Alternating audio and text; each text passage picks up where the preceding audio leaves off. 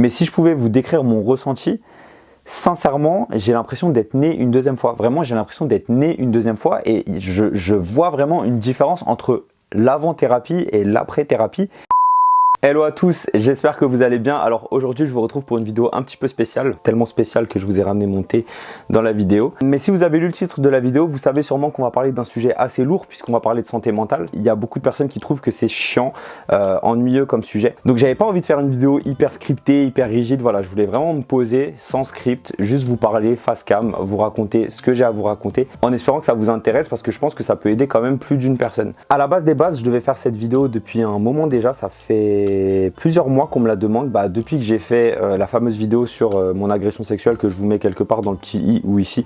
Je vous invite à la regarder d'abord avant de regarder celle-ci si vous ne l'avez pas encore regardée parce que ça vous permettra de comprendre un peu la trame de l'histoire. Et du coup il y avait énormément de personnes, que ce soit dans les commentaires de cette vidéo ou même dans mes messages privés sur Insta, qui me demandaient de faire un retour sur la thérapie que je faisais avec ma psychologue. J'ai pris beaucoup de temps à faire cette vidéo pour plusieurs raisons. La première raison, c'était que je voulais vraiment prendre du recul parce qu'il faut savoir que la thérapie je l'ai achevée depuis très longtemps, ça fait à peu près 3 mois qu'elle est finie, mais je voulais vraiment être sûr d'aller mieux. Je voulais pas voilà, vous sortir une vidéo comme ça juste après la thérapie, vous dire je vais bien et puis finalement rechuter 2 semaines après, ça avait aucun intérêt. Donc je voulais vraiment me laisser du temps, prendre du recul sur moi-même et constater si vraiment cette thérapie avait porté ses fruits ou pas. Et 3 mois après, je me rends compte que c'est le cas. Pour ceux qui viennent d'arriver sur ma chaîne, qui n'ont pas forcément vu toutes mes vidéos ou même ceux qui ont simplement oublié, ça faisait plusieurs années que j'allais très mal, que j'avais quelques soucis d'ordre mentaux, à tel point que j'étais persuadé d'être dépressif parce que j'avais tout un tas de symptômes. J'étais très fatigué constamment, je dormais beaucoup, j'avais beaucoup de sautes d'humeur, j'étais très anxieux, très stressé, je m'énervais contre absolument tout le monde. Tout un package et surtout oui, beaucoup d'idées noires qui faisaient que j'étais persuadé d'être dépressif. Mais pour autant, j'ai jamais pris au sérieux ma santé mentale et j'ai jamais pris l'initiative d'aller voir un spécialiste parce que dans ma tête, le fait de voir un psy, le fait de voir un psychiatre, ça allait pas du tout m'aider. Par exemple, moi, à une époque, le développement personnel, fallait même pas m'en parler parce que pour moi, c'était de la connerie pure et simple. Pendant le confinement, c'est vraiment parti très loin à un point où je me suis dit là, il faut par contre que j'aille consulter parce que sinon, ça va pas le faire quoi. On va pas tenir jusqu'au reste de l'année. J'ai consulté un psychiatre en premier lieu, parce que moi je me voyais absolument pas investir 50 € par séance pour voir un psychologue sans être remboursé en me disant peut-être que ça marchera pas. Donc je me suis dit bon, un psychiatre c'est un docteur, c'est remboursé par la sécurité sociale et en plus de ça, si c'est un diplôme en médecine, ça doit être mieux qu'un psychologue. Quelle erreur. Je suis tombé sur le psychiatre le plus incompétent de ma région, je pense. J'étais désespéré en fait, j'étais désespéré et je me suis dit il n'y a personne qui va pouvoir m'aider. Donc vraiment à ce moment-là, j'étais complètement braqué et je me suis dit les professionnels de santé, c'est pas pour moi. Sachez qu'il y a des très bons professionnels de santé comme il y a des très mauvais professionnels de santé. Il faut vraiment bien choisir et la meilleure manière de choisir correctement, c'est de se renseigner. Moi, j'ai fait l'idiot, j'ai pris le premier psychiatre que j'ai trouvé sur Doctolib qui était le plus proche de chez moi et malheureusement, c'était clairement pas le meilleur. Peu de temps après, j'ai une ancienne amie à moi du collège qui m'a recommandé une de ses consoeurs parce que du coup, elle bosse en psychologie, qui apparemment serait adaptée à mon type de profil. Donc, je suis rentré en contact avec elle, je lui ai expliqué un petit peu mon histoire. On s'est rencontrés, le courant est super bien passé. J'ai discuté avec elle, on a posé un diagnostic et je me suis rendu compte avec elle finalement que j'étais pas dépressif mais que je souffrais d'un syndrome de stress post-traumatique dû à la fameuse agression sexuelle dont j'ai parlé dans ma précédente vidéo. Encore une fois, je vais pas revenir sur le sujet aujourd'hui parce que sinon la vidéo sera beaucoup trop longue. Le syndrome de stress post-traumatique, en fait, c'est un syndrome qui survient lorsqu'une personne vit un événement traumatisant, logique, syndrome de stress post-traumatique, enfin bref. Il se peut que peu de temps après ou même très longtemps après, il y ait certains symptômes dû à ce traumatisme qui apparaissent chez la personne. Donc ça peut être différents symptômes, ça peut être des états dépressifs, des difficultés à dormir, beaucoup de stress, de l'anxiété, des changements d'humeur, un isolement, des pensées suicidaires, etc.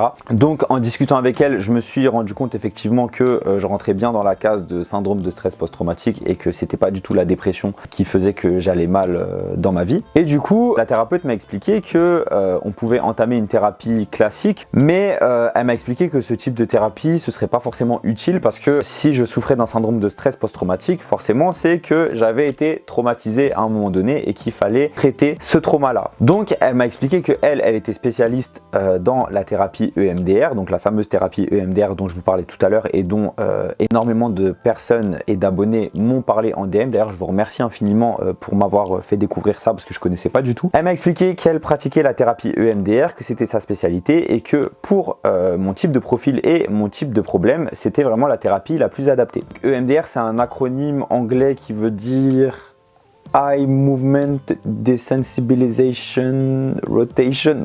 Je sais plus c'est quoi, je vous l'affiche ici. Donc la thérapie EMDR, c'est une thérapie cognitive par opposition aux thérapies classiques, parce qu'il y a plusieurs types de thérapies quand vous allez chez le psychologue. Moi je le savais pas, je l'ai appris, donc je suppose que vous aussi, si vous n'êtes pas familier avec ça, bah vous l'avez appris aujourd'hui. Accrochez-vous bien, parce que quand je vais vous expliquer, vous allez croire que c'est un truc de charlatan, mais je tiens à préciser que la thérapie EMDR, c'est quand même une thérapie qui a été prouvée scientifiquement et dont les effets ont été prouvés scientifiquement. Donc voilà, je suis pas en train de vous vendre un pseudo programme excellence de gourou, ok. Mais bref, la thérapie EMDR, en fait, c'est une thérapie de reprogrammation.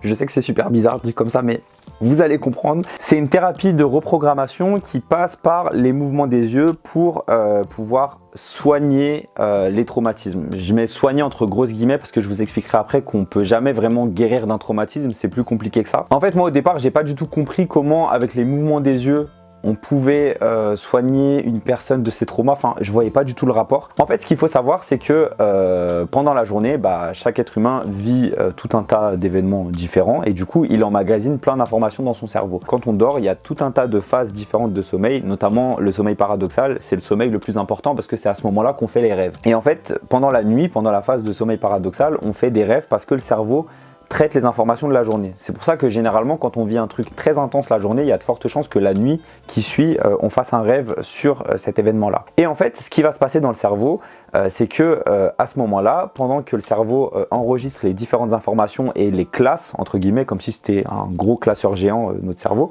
et ben en fait, pendant qu'on a les yeux fermés, nos yeux, ils bougent très rapidement. Mais nous, on s'en rend pas compte parce qu'on est en train de dormir, logique. Mais il arrive parfois que lorsque certains événements sont vraiment très choquants, très chargés émotionnellement et donc très traumatisants, que le cerveau traite mal l'information et c'est pour ça que ça peut donner lieu au fameux syndrome de stress post-traumatique que j'expliquais tout à l'heure. Parce que le cerveau a pas bien traité l'information. Mais du coup, la thérapie EMDR, en gros, c'est ça, ça va, avec le mouvement des yeux, ça va te mettre dans un état de transe qui va reproduire cet état de sommeil paradoxal, mais pas vraiment, puisque finalement tu es toujours réveillé. Mais en gros, c'est une manière de piéger ton cerveau et de lui faire croire que tu rentres dans un état de sommeil paradoxal pour assimiler l'information d'une manière différente. Alors là, je pense que j'ai perdu 3/4 des personnes qui regardent cette vidéo. Je vais vous expliquer d'une manière plus simple, vous inquiétez pas, vous allez comprendre. Moi-même au début j'avais beaucoup de mal, mais c'est très facile. En fait, un truc que ma psy m'a expliqué et que je savais pas au départ, c'est que dans le cadre du syndrome de stress post-traumatique, le traumatisme en lui-même, enfin le souvenir est pas forcément la source du problème, même si c'est une grande partie. Mais en fait, le vrai problème, c'est que lorsqu'une personne va avoir un traumatisme, ce qui va se passer, c'est que dans son esprit, ça va être un petit peu comme dans Inception. Je ne sais pas si vous avez vu le film. En gros, ça va faire germer une idée, une opinion sur la personne qui est complètement fausse. Donc ça peut être tout et n'importe quoi. Ça peut être par exemple, je sais pas moi, je suis moche, je suis sans valeur, je suis nul, je ne suis pas digne d'être aimé, je suis un monstre, etc., etc. Enfin, il y a autant d'opinions négatives qu'il y a de trauma finalement. C'est complètement variable d'un individu à un autre. Et le vrai problème, c'est que la personne traumatisée, du coup, elle va se construire autour de cette opinion négative qu'elle a d'elle-même. Opinion complètement négative et complètement fausse, et c'est ça qui va lui poser des problèmes dans sa vie. Donc vraiment le but de la thérapie EMDR, ça va être plutôt de corriger ce problème de perception de soi plutôt que de corriger le trauma en lui-même, parce que ça c'est pas possible. On peut pas faire comme dans un disque dur, effacer un souvenir et boum, tu t'en souviens plus. Moi au début j'étais persuadé que ça se passait comme ça quand tu faisais une thérapie. Enfin bref, moi le truc que j'ai trouvé le plus difficile dans cette thérapie, ça a été vraiment le tout départ, lorsqu'il a fallu que j'identifie clairement mon trauma et que j'identifie clairement l'opinion négative que j'avais de moi-même par rapport à ce trauma. Des fois c'est facile parce que la personne elle a juste un souvenir traumatique à traiter. Des fois c'est plus compliqué parce que la personne elle en a plusieurs. Moi ça a été mon cas, je suis venu pour un souvenir traumatique à traiter et bingo.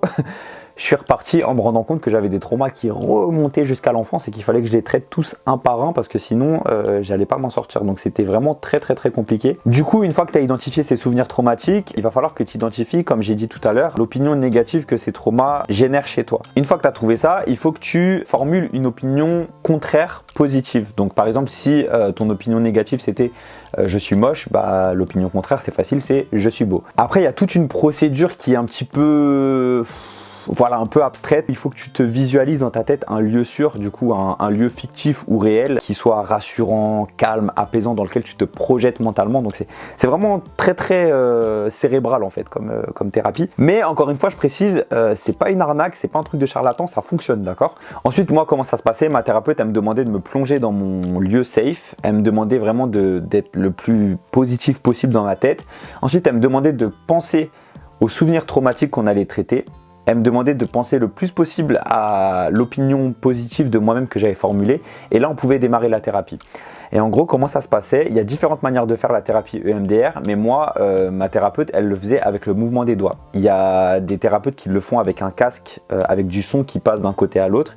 Et il y en a d'autres qui le font aussi avec les mouvements des genoux, les tapotements des genoux. Moi, ma thérapeute, elle le fait avec le doigt.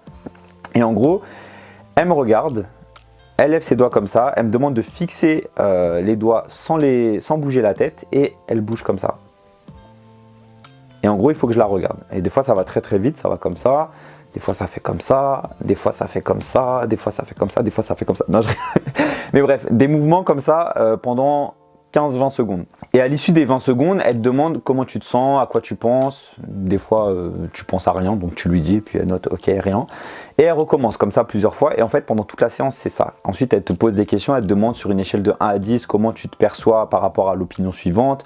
Elle voit si tu progresses, elle voit si tu régresses. Et comme j'ai dit tout à l'heure, le but, c'est vraiment avec ces mouvements de doigts de te remettre fictivement dans un état de sommeil paradoxal.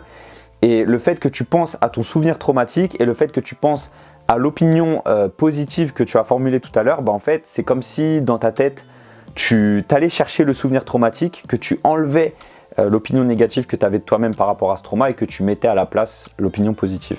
Je sais même pas si c'est clair ce que je raconte depuis tout à l'heure. Si jamais vous comprenez absolument pas ce que je suis en train de raconter, n'hésitez pas à mettre un commentaire que je reformule parce que parfois je pars dans des discussions et je suis pas très compréhensible, donc n'hésitez pas. Enfin bref, du coup on reproduit ça sur plusieurs séances. À chaque séance, normalement on est censé avoir traité un souvenir. Des fois ça peut prendre plus de temps selon les individus. Moi en tout cas ça allait très vite. J'étais hyper réceptif.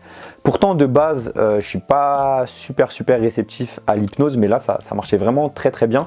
Et je saurais pas vous expliquer comment. J'avais vraiment des progrès, c'est-à-dire qu'entre le début de la séance et la fin de la séance, je sentais qu'il y avait une progression.